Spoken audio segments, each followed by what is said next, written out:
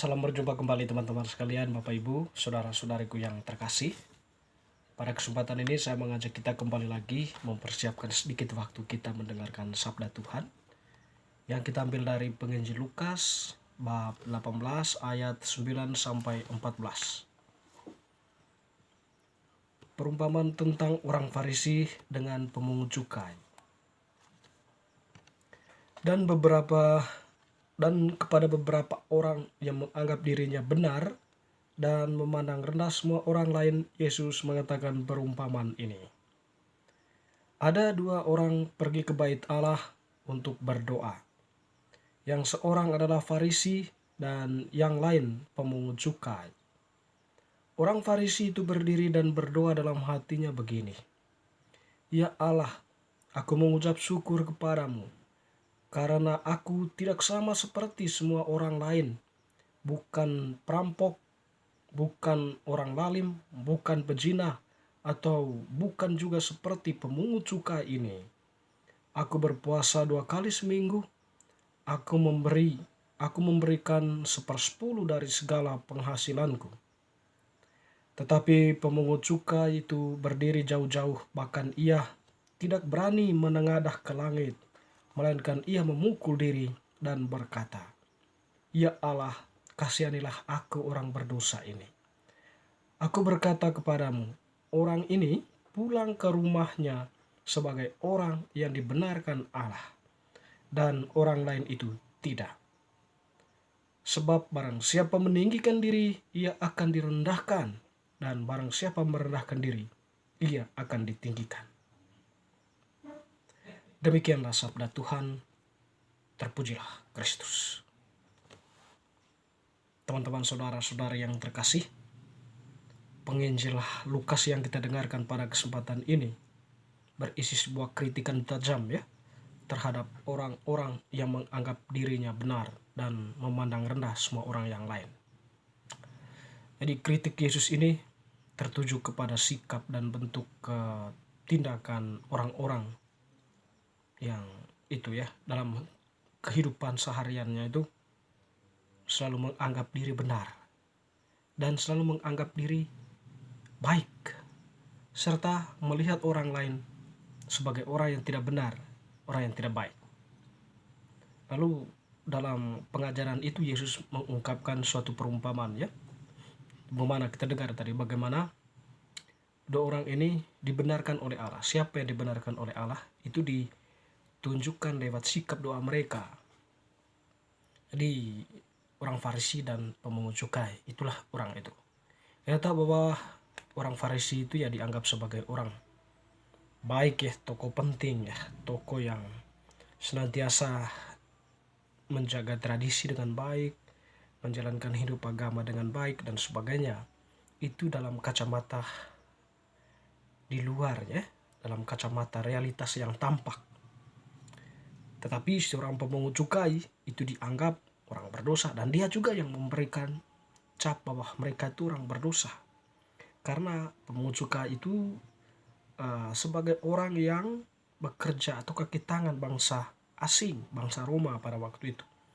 Dalam konsep mereka mereka itu adalah orang yang sudah mengalami intervensi asing, sehingga keaslian keyahudiannya itu sudah mulai tampak pudar. Itu dalam konsep mereka. Apakah demikian kebenarannya? Kita tidak tahu tahu persis. Tapi dalam pengalaman Yesus bersama mereka mereka tetap menunjukkan nilai kemanusiaan di sana Mereka berbuat demikian karena untuk hidup, untuk mempertahankan kehidupan. Bukan berarti menghancurkan apa yang menjadi tradisi warisan nenek moyang mereka. Mereka hidup sebagai manusia di tengah keberagaman bangsa, di tengah keberagaman budaya dan sebagainya. Jadi mereka bersaing di sana, dan salah satunya untuk bisa mempertahankan hidup itu bekerja untuk mereka. Namun itu untuk sebuah tujuan hidup, bukan untuk menghancurkan apa yang sudah dia alami, sudah diwariskan nenek moyangnya. Kira-kira seperti itu dalam kacamata ketika Yesus bergaul dengan, atau Yesus melihat dari sisi lain pemungut cukai itu. Nah, dua orang ini pergi berdoa berdoa di bait Allah. Kita mendengar bagaimana orang Farisi itu berdoa. dia melaporkan segala kebaikannya, dan eh, dia tidak seperti pencuri, tidak seperti orang zalim, tidak memberikan ini kepada orang, dan tidak seperti pemungut cukai itu, ya. Jadi doanya seperti itu, melaporkan apa yang terjadi dengan dirinya sendiri, ya, membenarkan dirinya sendiri di hadapan Allah.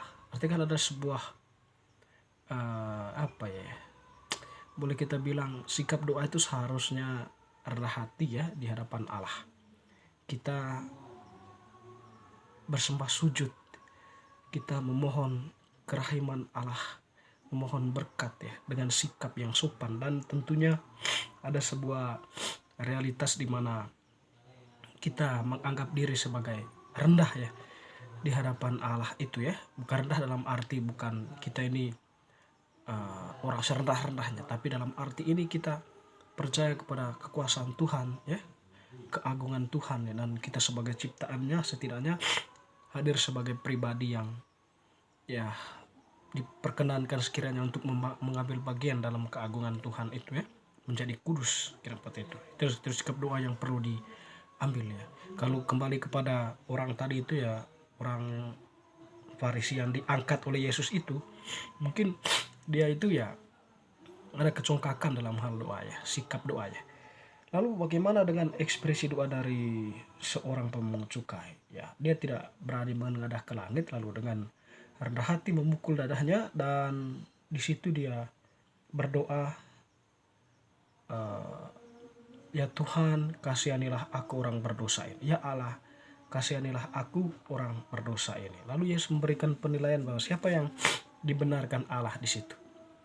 Yang dibenarkan oleh Allah itu adalah bukan orang Farisi tadi, tetapi orang yang pemungut cukai itu. Sebab di garis bawahi pada bagian terakhir dari ayat ini dikatakan oleh Yesus, barang siapa meninggikan diri, ia akan direndahkan.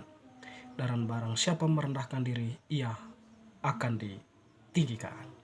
Ini kan di situ Yesus memberikan sebuah penilaian, bahwa sikap rendah diri di hadapan Allah itu, ya, akan ditinggikan. Allah lebih mendengar posisi doa orang-orang seperti itu dibandingkan orang-orang meninggikan diri, ya, berbicara tentang hal-hal yang baik-baik di hadapan Allah, padahal dia itu rapuh dalam dirinya sendiri. Teman-teman, saudara-saudari yang terkasih, isi sebuah kritikan tajam dari Yesus, ya, untuk orang-orang seperti ini. Mungkin dalam kehidupan nyata kita juga bagian dari orang itu. Atau mungkin teman-teman kita melihatnya saudara-saudara kita atau kita semua, saya, teman-teman, sahabat-sahabat, Bapak Ibu semua, mungkin kita seperti itu, ya. Tapi di sini Tuhan mengkritik kita bahwa sikap seperti itu tidak baik, membenarkan diri sendiri, menganggap diri benar, dan menganggap yang lain salah, menganggap diri itu paling baik, sedangkan yang lain itu tidak. Bagi Tuhan mengatakan tidak ada manusia yang sempurna. Jadi Tuhan itu bergaul dengan semua orang karena dia tahu semua manusia itu rapuh. Bergaul dengan pemungut cukai, bergaul dengan orang berdosa, orang sakit, ya, lalu orang yang kerasukan setan dan sebagainya. Sebab dia tahu bahwa manusia itu pada dasarnya rapuh. Oleh karena itu perlu dibimbing, ya, perlu mendapatkan kekuatan, perlu diberi jalan kebenaran, perlu diberi kesadaran iman, ya, bahwa meskipun kita rapuh tapi Allah selalu mengasihi kita. Allah selalu hadir untuk kita, dan oleh karena itu Allah senantiasa mengasihi semua. Dan dari pihak kita, pihak manusia, membuka diri akan kehadiran Allah itu, sehingga terjadi sebuah konektivitas, ya, antara kasih Allah dengan tanggapan kita sebagai manusia.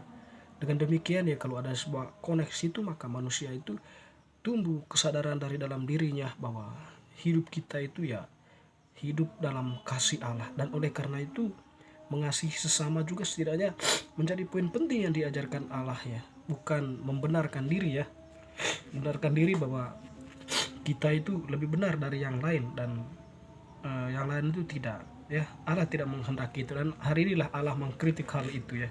Ya, setidaknya bacaan hari ini Bapak Ibu saudara-saudari membangkitkan kesadaran dari dalam diri kita bahwa Allah mengajarkan kita untuk mengasihi dan lebih rendah hati, lebih rendah diri di hadapan Allah dan sesama. Semoga bacaan hari ini semakin meneguhkan iman kita. Amin.